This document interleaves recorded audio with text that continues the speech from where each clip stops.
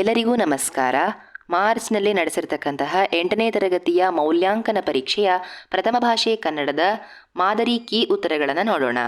ನಿಮ್ಮ ಒಂದು ಪೇಪರನ್ನು ಇದೇ ಒಂದು ಕೀ ಉತ್ತರದ ಆಧಾರದ ಮೇಲೆ ಇದನ್ನು ಪರಿಗಣಿಸಿ ನಿಮ್ಮ ಪೇಪರನ್ನು ಮೌಲ್ಯಮಾಪನ ಮಾಡಲಾಗತ್ತೆ.